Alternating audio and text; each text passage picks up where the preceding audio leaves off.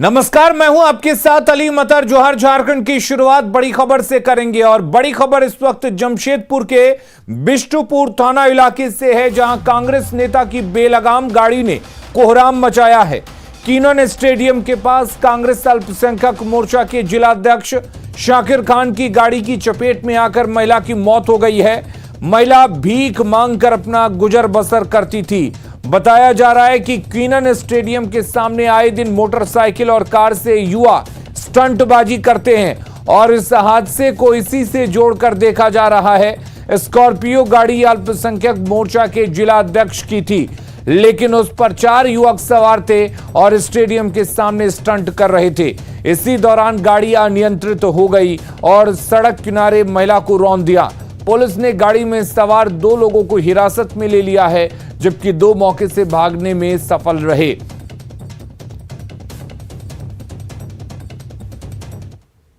Right turn जो Modi park, अभी जो दोराबजी क्या पार्क बन गया जो मोदी पार्क, उधर टर्न हुई है और सबसे पहले एक बाइक पे एक दंपति बैठा हुआ था, उसको हल्का सा किया, वो लोग डिसबैलेंस हुए। उसके बाद वो गाड़ी जो रोड के किनारे वो पार्क टाइप का बना हुआ है, उस पार्क में एक महिला जिसकी उम्र हम लोग क्योंकि उसको 5-6 सालों से देखते हैं यहाँ पे, जो कि लोगों से 2 रुपये 4 रुपये 5 रुपये मांग के अपना गुजारा करती है और शायद सुनते हैं कि सोनारी में रहती है। तो वो बीच में पार्क में बैठी हुई थी और अपने लेफ्ट मतलब वो डिवाइडर को पार करते हुए उसको उड़ाते हुए जाके कीनन स्टेडियम का जो क्रिकेट स्टेडियम है उसके बाउंड्री पे गाड़ी। कीनन स्टेडियम के सामने एक भीख मांगकर खाने वाली महिला का दुर्घटनाग्रस्त हो गया, जिसके चलते उसकी स्कॉर्पियो से टक्कर हुआ और उसके बाद उसकी मृत्यु हो गई है। गाड़ी जब्त हो गया है। महिला का हम लोग अन्यत्र परीक्षण के लिए सारा प्रक्रिया विधि पंचनामा तैयार करके भेज रहे हैं और गाड़ी में जो ड्राइव कर रहे थे वो भी पकड़े गए हैं। और रांची से बड़ी खबर है, जहां पर विश्व हिंदू परिषद के नेता मुकेश सोनी हत्याकांड का खुलासा हो गया है। हत्याकांड मामले में यूनुस अंसारी को गिरफ्तार किया गया है। यूनुस और मुकेश में पहले जमीनी विवाद हुआ था। आर्म्स एक्ट में यूनुस पहले भी जेल जा चुका था। जेल से जमानत पर बाहर आने के बाद उसने हत्या की साजिश रची। मामले में शामिल अन्य आरोपियों की पुलिस तलाश कर रही है।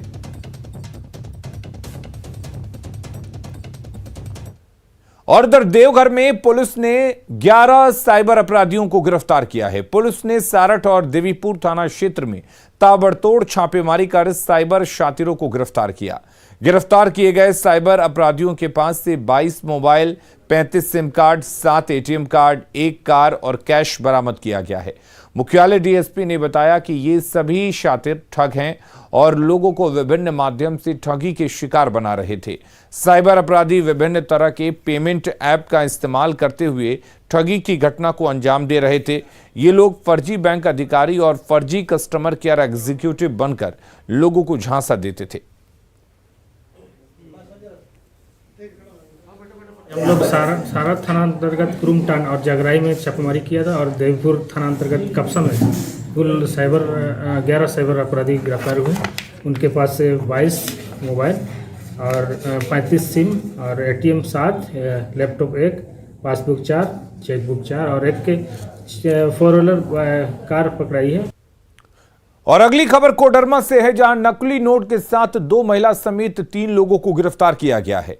जयनगर थाना क्षेत्र के पिपचो और पोटियाबागी में बड़े पैमाने पर गिरिडीह और बिहार के गया जिले से नकली नोट लाकर खपाने के मामले में पुलिस को कामयाबी मिली है। पुलिस ने जाली नोट चलाने के मामले में 2 महिला समेत 3 लोगों को गिरफ्तार किया गया है। गिरफ्तार किए गए लोग रांची के रहने वाले हैं। इन लोगों के पास से 500 और 100 रुपए के कुल 30,800 रुपए बरामद किए गए। पुलिस के गिरफ्त में आई महिला बबीता खलको के निशानदेही पर गिरिडीह के प्रवीण कुमार के घर से 100 रुपए के 31 शीट बरामद हुई है। एक शीट में 100 रुपए का 3 नोट प्रिंट है। वहीं पुलिस ने बताया कि ये लोग गया से नकली नोट लाकर खपाते थे। इसके बदले में उन्हें 1 लाख पर 10,000 रुपए मिलते थे। पुलिस इस कारोबार से जुड़े मुख्य सरगना को पकड़ने में जुटी हुई है। छापेमारी की गई और इसी क्रम में 3 व्यक्ति गिरफ्तारी हुई है, जिसमें 2 महिला है, 1 पुरुष है। इसमें एक का नाम रानी वर्मा है, एक का नाम ममता खल्प है और एक उदय कुमार वर्मा है पुरुष में।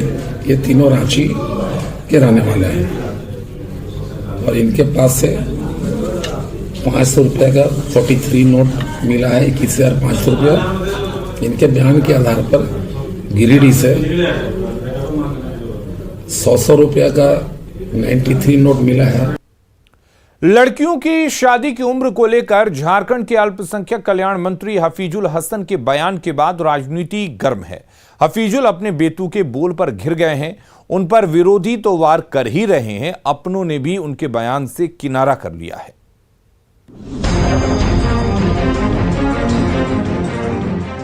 सभी का बढ़ रहा है तो 18 से 16 मेरा हिसाब से 16 होना चाहिए। देखिए 18 साल ही रहना चाहिए, केंद्र का निर्णय है, उसको सबको मानना पड़ेगा। कौन कर रहा है यार इसे? ही बहुत था, देहात के लिए 18 साल क्यों के कारण क्या 18 साल रहना चाहिए? केंद्र सरकार हो जाता है सबका, वहाँ जो माहौल है, बाजार का अलग माहौल हो, देहात का अलग माहौल। झारखंड के अल्पसंख्यक कल्याण मंत्री हफीजुल हसन के बयान पर झारखंड में सियासी पारा चढ़ गया है। दरअसल अल्पसंख्यक कल्याण मंत्री ने केंद्र सरकार के उस कानून का विरोध किया है जिसमें लड़कियों के विवाह की उम्र 18 से बढ़ाकर 21 कर दी गई है। उन्होंने कहा कि लड़कियों की शादी की उम्र 16 साल कर देनी चाहिए। हालांकि बाद में उन्होंने शादी की उम्र 18 साल करने की बात कही। बीजेपी ने उनके बयान पर दो टूक कह दिया है कि शरीयत से देश नहीं चलता है, तो बीजेपी विधायक भानु प्रताप शाही ने भी मंत्री हफीजुल को बेवकूफ और बेहया करार दिया। बस चले तो 7 साल में शादी कर देना चाहिए कहेंगे, उनके चाहने से नहीं है। इस देश पर देश का संविधान लागू हुआ, कानून लागू हुआ, शरिया लागू नहीं होगा, उनको समझना चाहिए। क्योंकि ये सब सारे लोग सिर्फ शरिया में विश्वास करते हैं, भारत के संविधान में विश्वास नहीं करते हैं।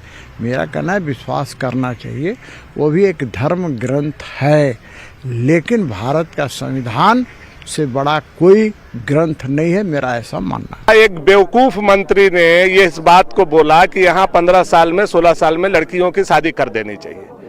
उस बेहया और बेवकूफ मंत्री को यह बात पता होना चाहिए कि हमारे यहाँ एडल्ट किस एज में लड़कियां होती हैं और कानून क्या कहता है, उसकी वैधता क्या है। हफीजुल हसन के बयान से उनके ही सरकार के मंत्री भी इत्तेफाक नहीं रखते। उनका कहना है कि बच्चों की शादी तभी हो जब वे बालिग हो जाएं। तो कांग्रेस ने भी केंद्र सरकार के इस कदम की सराहना की है। देखिए 16 से 18 की बात हम नहीं करते हैं, लेकिन इतना हम जरूर कहेंगे कि जो भी शादी विवाह होता है वो अभिभावक के मर्जी से होता है और उम्र मिलाकर ही शादी किया जाता है। लेकिन 21 हो 22 हो उससे कोई फर्क नहीं पड़ता है।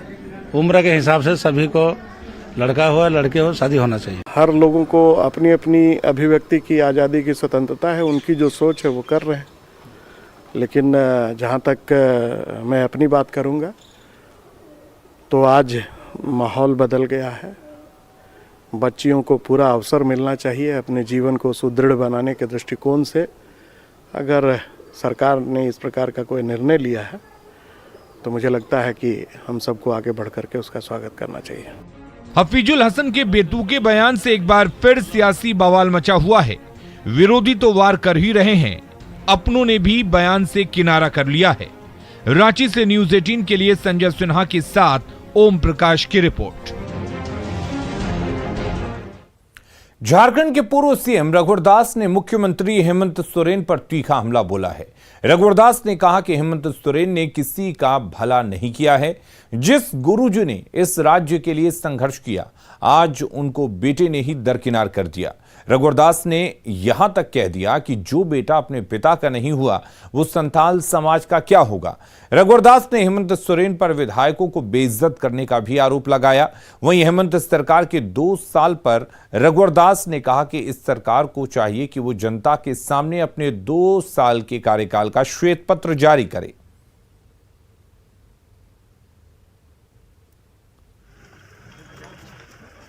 और ये सरकार की उल्टी गिनती अब शुरू हो गई। ये सरकार ज्यादा दिन चलने वाली नहीं है, क्योंकि जिस तरह आज आज आप देखिए किस तरह झारखंड मुक्ति मोर्चा के विधायकों को बेइज्जत किया जा रहा। इस गुरुजी इस राज्य के लिए संघर्ष किया, आज अपने बाप को उसने किनारा कर दिया। जो बाप का नहीं होगा वो संथाल का समाज का होगा। गुरुजी को मुख्यमंत्री बनने नहीं दिया, मुख्यमंत्री चुनाव लड़ने नहीं दिया। गुरुजी का दर्द कौन जानता है। जेएमएम के महाधिवेशन में सीएम ने जेपीएससी परीक्षा को क्लीन चिट दे दिया। बीजेपी ने सीएम पर पलटवार करते हुए कहा कि आखिर कैसे बगैर जांच के सीएम ने जेपीएससी पीटी परीक्षा को क्लीन चिट दे दिया। इसके साथ ही उन्होंने कहा कि बीजेपी आंदोलन कर रहे अभ्यर्थियों के साथ है और इसको लेकर पार्टी सड़क से सदन तक आंदोलन करेगी। बीजेपी ने सरकार पर सवाल खड़े करते हुए कहा कि आदिवासी मूलवासी की बात करने वाली सीएम की संवेदनशीलता सहायक पुलिसकर्मियों के आंदोलन के दौरान कहां गुम हो गई, जब उन पर लाठियां बरसाई जा रही थी। जब वो बिना जांच के किसी एग्जामिनेशन को क्लीन चिट दे देते हैं जिसमें गड़बड़ियों की बात बिल्कुल सामने आती है, ओएमआर शीट अपलोड नहीं होता है, ओएमआर शीट में एग्जामिनेशन जो इन्विजिलेटर्स हैं उनके सिग्नेचर्स नहीं होते हैं, एक सीरियल में लोगों को पास कर दिया जाता है। और ऐसा लॉजिक हमने कभी नहीं देखा कि जो 49 स्टूडेंट्स को पास किया गया था उनका ओएमआर शीट ही नहीं मिला, तो उस समय उनको कैसे पास कर दिया गया। मुझे लगता है कि हम सड़क से सदन तक इस लड़ाई को लड़ेंगे। विधानसभा में भी हमारे विधायक दल जितने हैं वो सारे इस मुद्दे को सशक्त तरीके से उठा रहे हैं। मांग को लेकर आंदोलन कर रहे थे, उनके खिलाफ जमकर लाठीचार्ज किया और ये तो 100% आदिवासी मूलवासी थे। इनमें कोई भी एक भी बाहर का व्यक्ति नहीं था। इनकी नियुक्ति तो ग्रामीण क्षेत्र से हुई थी नक्सल विरोधी अभियान के लिए। झारखंड एकेडमिक काउंसिल के नए अध्यक्ष का चयन तो हो गया है, लेकिन अब तक जैक अध्यक्ष के द्वारा पदभार ग्रहण नहीं किए जाने को लेकर कई सवाल उठ रहे हैं। बीजेपी का कहना है कि अगर चयन कर लिया गया तो पदभार ग्रहण करने में देरी की वजह समझ से परे है। झारखंड एकेडमिक काउंसिल के अध्यक्ष पद की दावेदारी में जेएमएम नेता स्टीफन मरांडी की पत्नी का भी नाम था, लेकिन बाद में इस पद पर अनिल कुमार महतो को नियुक्त कर दिया गया। इसको लेकर भी बीजेपी ने वर्तमान सरकार पर सवाल उठाए हैं। वहीं इस मसले पर स्टीफन मरांडी का कहना है कि वो नाराज नहीं है, जो योग्य था उसे चुना गया है। माननीय स्टीफन मरांडी जी की पत्नी के बारे में भी था कि वो भी जैक के अध्यक्ष पद की दावेदार है और खुद स्टीफन मरांडी जी का बयान आया था सार्वजनिक रूप से मीडिया में कि उनकी पत्नी से आवेदन क्यों लिया गया जब अध्यक्ष पद पर किसी और की नियुक्ति करनी थी। तो अध्यक्ष पद पर किसी की नियुक्ति हो गई है और वो व्यक्ति ज्वाइन भी नहीं कर पा रहा है, तो जाहिर तौर पर ऑल इज नॉट वेल। पर्दे के पीछे कुछ ना कुछ चल रहा है, इनके आंतरिक स्तर पर बहुत कुछ ठीक नहीं है। लेकिन हम ये प्रश्न करते हैं माननीय मुख्यमंत्री जी से कि आखिर लाखों छात्रों के भविष्य के साथ अभी भी खिलवाड़ क्यों हो रहा है। उसमें हम लोग को कोई दिक्कत भी नहीं है। जिसका एक्सपीरियंस है, जिसको एडमिनिस्ट्रेटिव एक्सपीरियंस रहा है उनको रखा गया है। उसमें हम लोग को कोई दिक्कत नहीं है, कोई नाराजगी। नववर्ष और क्रिसमस के आगमन को लेकर राजधानी रांची में पुलिस ने अपनी तैयारियां शुरू कर ली हैं। इससे लेकर रांची के सिटी एसपी ने शहर के तमाम डीएसपी और थानेदारों को विशेष चौकसी बरतने के निर्देश दिए हैं। तो वहीं इसके साथ ही नववर्ष के दौरान सड़क हादसों पर लगाम लगाने को लेकर भी ड्रंक एंड ड्राइव की चेकिंग की विशेष व्यवस्था की जा रही है।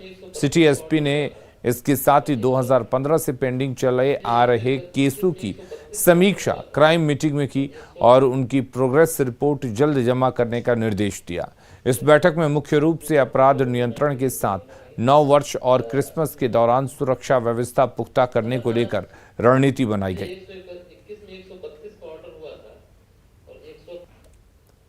न्यूज 18 की खास मुहिम मिशन साहस के जरिए स्टार्टअप को आगे बढ़ाने के बेहतरीन टिप्स साझा करेंगे बड़ा बिजनेस.com के सीईओ डॉक्टर विवेक बिंद्रा। इस श्रृंखला में डॉक्टर विवेक बिंद्रा से जानिए अपने स्टार्टअप का कैसे करें विस्तार। देखिए मिशन साहस सिर्फ न्यूज 18 बिहार झारखंड पर।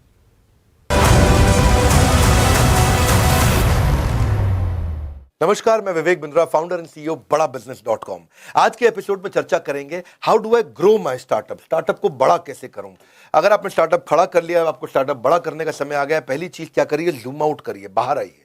बाहर आकर के देखिए कि जो आपकी टीम है उसमें आप 3 टी चेक करिए, टेक्नोलॉजी, टीम और ट्रेनिंग। टेक्नोलॉजी रहेगा तो आप स्केल कर पाएंगे, टीम अच्छी होगी स्केल कर पाएंगे, टीम की लगातार ट्रेनिंग हो रही है तो आप स्केल कर पाएंगे।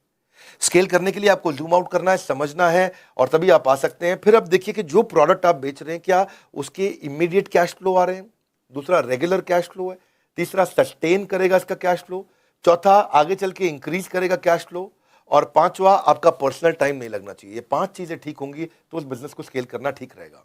तो ये 5 प्रश्नों का जब उत्तर होगा उसके बाद अब क्या करना है, अपना टाइम फ्री करना है आपको। आप जो भी प्रोडक्ट, जो डिपार्टमेंट्स ओवरलैप हो सकते हैं उनको इंटीग्रेट करिए, जो काम कोई और कर सकता है उसको डेलीगेट करिए, जो काम उतना फ्रूटफुल नहीं है, रिजल्ट नहीं आ रहा उसको एलिमिनेट करिए, जो काम टेक्नोलॉजी हो सकता है उसको ऑटोमेट करिए, जो काम बाहर की कोई कंपनी कर सकती है उसको लिबरेशन करिए। इसको बोलते हैं IDEAL, आइडियल कंपनी ऐसे ही बनती है, integration, delegation, elimination, automation, liberation.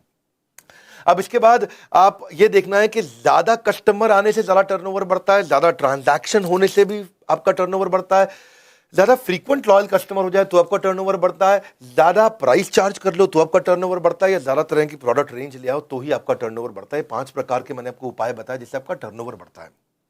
याद रखिएगा, अगर आपको बिजनेस स्केल करना है तो आप ज्योग्राफी के थ्रू जाएंगे, नई नई लोकेशन पर जाएंगे, नए नए प्रोडक्ट लेके आएंगे, और ये जो मैंने आपको टिप्स दिए हो सके तो उनको दोबारा सुनिए, तभी आप अपनी स्केल करने की तैयारी को पूरा कर पाएंगे।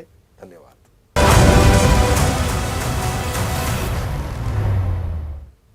और जोहार झारखंड के इस बुलेटिन में फिलहाल के लिए इतना ही, लेकिन खबरें लगातार जारी हैं। आप बने रहिए न्यूज़ 18 बिहार झारखंड के साथ।